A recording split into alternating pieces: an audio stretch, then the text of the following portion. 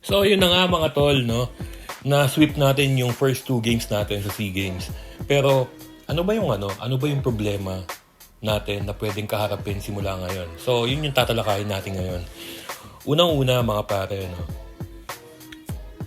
Malaki talaga yung problema natin sa coaching. Kasi yung in-game adjustments natin, medyo, hindi maganda. For example, no, nung laro sa Vietnam, dapat nung nakikita ng coaching staff na nakukuha na ng Vietnam yung momentum nila, dapat nagkaroon na sila ng adjustments. And dapat sa practice pa lang pinag-uusapan na yun.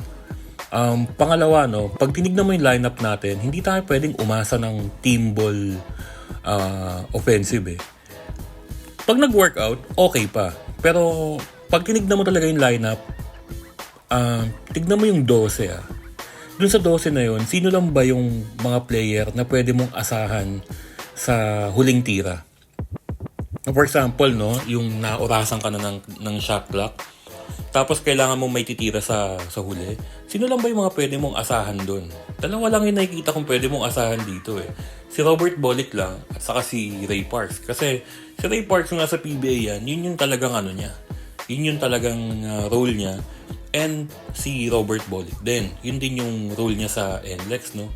Na siya yung tumitira ng last pagka kailangan na. So nag-ISO sila, gumagawa yung coach, nagde-design ng play para kay Berto.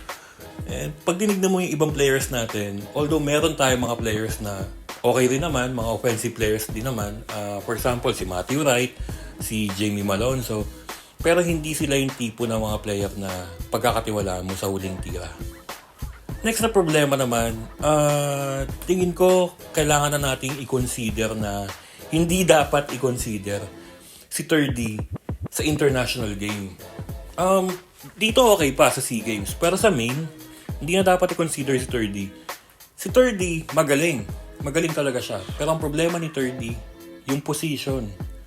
Kasi tandaan natin na si 3D, sanay yan maglaro ng tres or ng small forward. Ang problema, sa international game, masyadong maliit yung height niya. And nakaka-catch up na yung mga kapitbahay natin sa SEA Games, no? Nakaka-catch up na sila when it comes to height.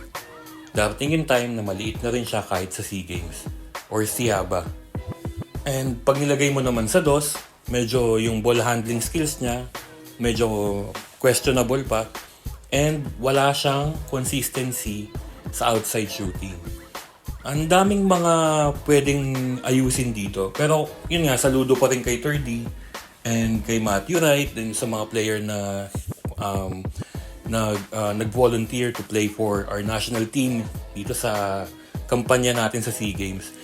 Feeling ko may pag-asa pa rin tayong manalo. Siguro yung adjustments lang kailangan talagang ayusin ni Coach Norman. And yung sa bigs natin, pare, pasalamat na lang tayo. Andyan yung Poy Eram eh. Kasi kung wala yung Poy Eram dyan, butas na butas tayo, pare. Isipin nyo, pag nawala si Poy Eram dun sa court, pinagpahinga, si Justin Chua yung yung ipapalit. Okay naman si Justin, physical siya. Pero makikita mo talaga na bumagal eh, no? Kasi nabakante tong player na to eh. Sayang talaga. Si Abu Tratter, nag-a-adjust din sa international game, no? Kaya medyo mahirap, no? Sayang. Marami sana tayong pwedeng ilagay dito na kahit nawala dun sa main Gilas roster natin, na tingin ko mas makakapag-compete na maayos. Pero overall, may pag-asa pa rin naman tayo. So, yun lang. Siguro supportahan na lang natin kung anong nandyan sa SEA Games na team natin. And let's hope for the best.